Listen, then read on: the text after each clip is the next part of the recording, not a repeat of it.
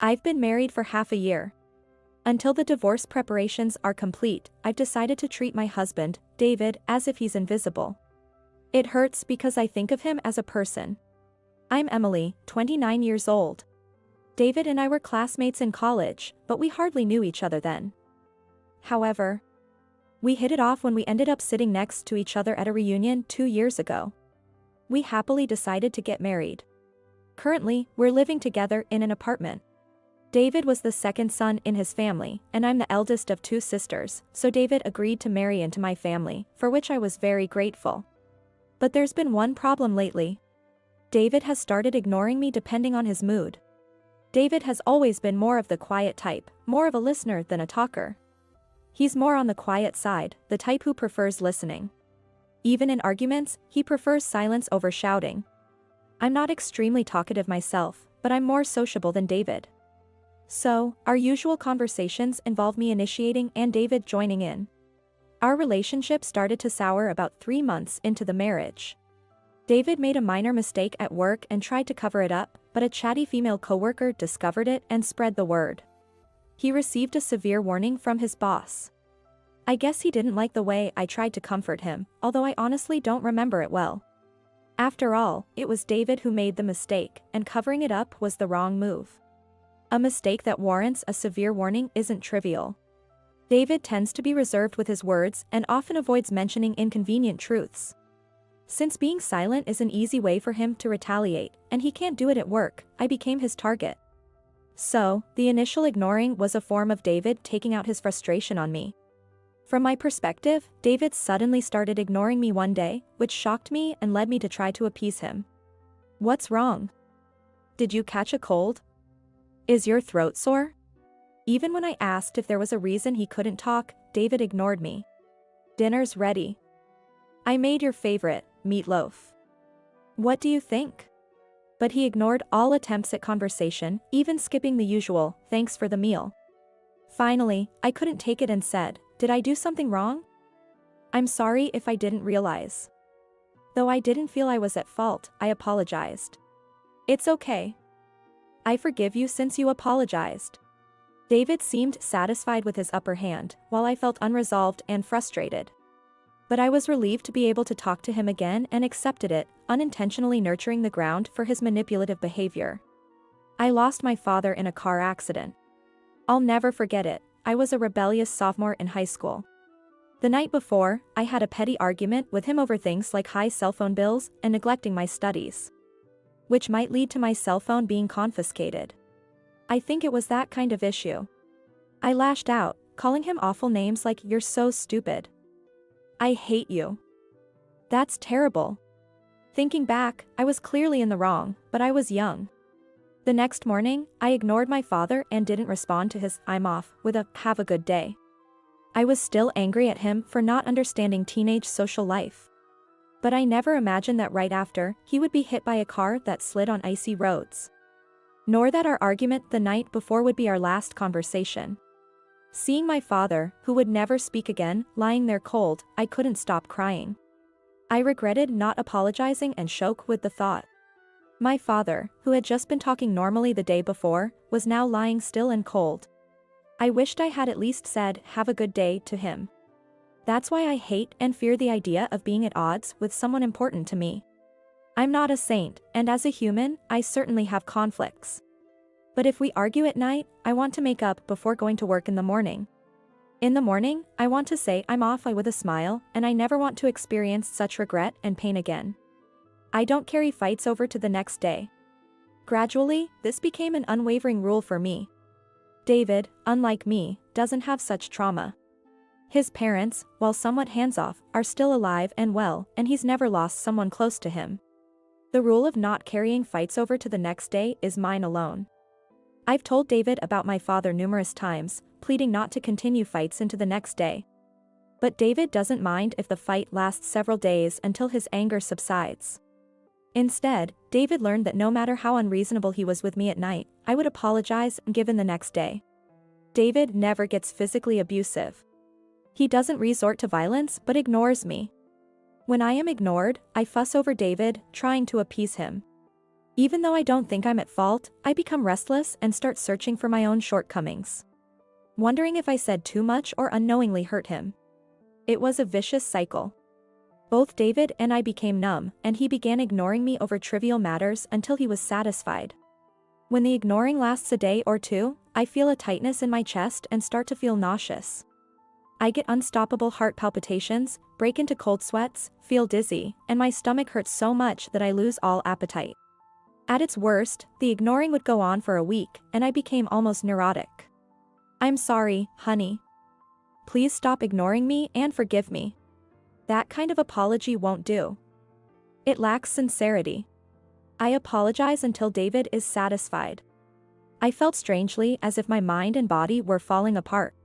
But as long as we're talking, it means I'm not being ignored. David is alive. So, maybe it's okay. I think I was completely irrational. The wake-up call came from my father. His death anniversary was approaching, and my mom contacted me about holding his 13th memorial service. It was meant to be a family-only event, but since David married into my family, my mom invited us both. By that time, David had turned into a complete tyrant and stopped paying any attention to me. That's a hassle. He died a long time ago, and I never met your dad, so it's none of my business. You should go alone. Okay. I agreed readily, not wanting to anger David. David only ignores me and doesn't physically abuse me, so I thought enduring it would make things work. When I arrived at my parents' house alone, my sister, Mia, was shocked at my appearance. You look way too thin, Emily. It's not a diet, is it? She exclaimed with a worried look. My mom was also surprised, asking, what happened? Doesn't David say anything? Feeling grateful for my mother and sister's concern and empathy, I couldn't help but cry. I hadn't realized I had lost so much weight until they pointed it out, and even my morning clothes felt loose. David hadn't said anything either. As I slowly shared my situation, my mom and Mia were furious. I can't believe it. How could he do the very thing Emily hates the most? Knowing how traumatized you are about your dad. His treatment is downright cruel. If you're going to divorce, now's the time while you don't have kids. Hearing them speak on my behalf, I felt the wounds David had inflicted on my heart begin to heal. If Dad knew what you were going through, he'd be furious. And I'm not okay with it either. I'll never forgive my brother-in-law. But he never hits or kicks me, I instinctively defended David. Emotional abuse is still abuse, my mom firmly countered. The fight you had with Dad that night and David's ignoring are completely different. David's behavior is one-sided domestic violence. You don't have to endure it. After the memorial service ended, we spent quality time as a family, sharing memories. We laughed and cried while looking through old family albums. I realized how much my family loved me. Emily, you've been pushing yourself too hard. You can always come back. Your room is still here. Yeah. Emily, you should divorce him, really. After being repeatedly advised to divorce, I've completely leaned towards the idea of divorcing. I realized there was no need to endure it. Yeah, that's right. I was so foolish to keep appeasing someone who doesn't care about me and to blindly agree to everything. I'm going to divorce David. I began to move towards divorce. If we're going to divorce anyway, it's as if he's not there. Then he's just like air. It's painful because I think of him as a person, so I should just think of him as invisible. It was a change in perspective, or maybe I just came to terms with it. Then, one day after a while, he started ignoring me again, but being ignored became the norm, and I just thought of it as another one of his tantrums. I stopped trying to please David. At first, David seemed confused, and as if testing the waters, he said, "Hey, bring me some tea." While I was watching TV in the living room, I ignored him. "Hey. Can't you hear?" I said, "Tea, bring me tea." I silently turned up the volume on the TV. "Can't you hear me? I'm asking for tea." David raised his voice in irritation. Then, for the first time, I glanced at David with cold eyes. "Can you keep it down?" Huh? My response was not what David expected, and he looked as if he had been hit by a shock. He probably thought a little yelling would make me obey. I went back to focusing on the TV, completely ignoring David.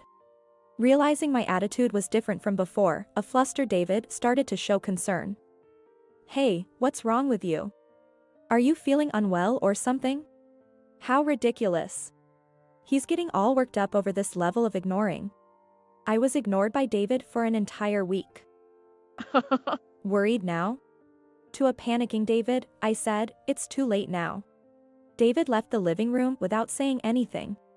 Then something strange happened. David started to show concern for me. "Hey, I bought some cake." Probably trying to appease me, David began bringing home little gifts. But it was just convenience store sweets, though. "Thank you." I maintained basic politeness as a person. But that was it. I stored it in the fridge and ate it when David wasn't around. I didn't have tea and cake with him. I continued to serve meals as before, but without saying anything. Previously, I would say, "Dinner's ready," but I stopped doing that. Then, surprisingly, David started initiating conversation like, "Thanks for the meal," and "Oh, this is delicious." Each time he spoke to me, I would glance at him but remain silent. Then, a few days later, David came up to me with a bashful face and a bouquet of flowers. "Here, take this." It wasn't my birthday or anything, but maybe he thought giving me flowers would cheer me up. It's too late for that, though. I glanced at David. "Thank you," I said, accepting the flowers. "Hey. Don't you have anything else to say?" David panicked, but I just shrugged and left him alone. A few more days passed, and as the divorce preparations were finalized, I said to David, "Would you like some tea?" David smiled happily. "Wow. That's thoughtful of you." "Thanks." He eagerly sat down at the table. Along with the tea, I quietly put our wedding ring. David's face changed color instantly. "What's this? Don't you know? Remember how you treated me like I was invisible, ignoring me? I thought I'd fulfill your wish by not being here." "I'm sorry." David kneeled down right there. Surprisingly, his apology didn't touch my heart at all. "You know, it's too late now. I was wrong. I won't ignore you anymore. Forgive me. I love you." David was rubbing his head against the carpet, apologizing sincerely. Perhaps he was genuinely remorseful. But it was too late. I had pleaded with David countless times. I told him about my father, how I hated being ignored. But he chose not to listen. You must understand now.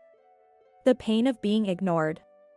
Even so, I maintained the bare minimum of conversation and did the household chores. You did nothing.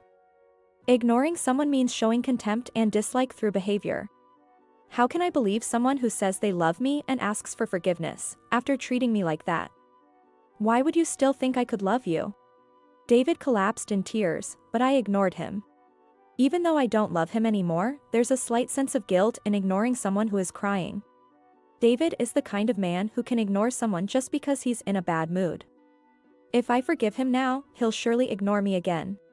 Why? I didn't do anything that bad. It's just not talking for a bit. You're overreacting. David pleaded while crying, but I was horrified. Clearly, to David, ignoring his wife for a week was not a big deal. I'm glad I decided to divorce. Our values were too different, and we would have divorced sooner or later. Better sooner than later. I'm done being hurt depending on my husband's mood without understanding why. From now on, I won't talk to you directly. For property division and other details, please communicate through a lawyer. Oh. And I'll be claiming alimony, so take care of that.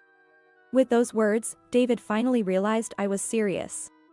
Too late, and he probably still doesn't understand how much his ignoring can hurt someone. But since we're getting divorced and becoming strangers, I'll ignore him. With tears and snot all over his face, David agreed divorce. Thus, I successfully divorced David, who used to ignore me. Thanks to the lawyer, the property division was settled, and the alimony was properly paid. He reverted to his maiden name as we divorced. The chatty female coworker will probably have something to say, but that's his problem. I've returned to my parents' house, realizing the importance of conversation.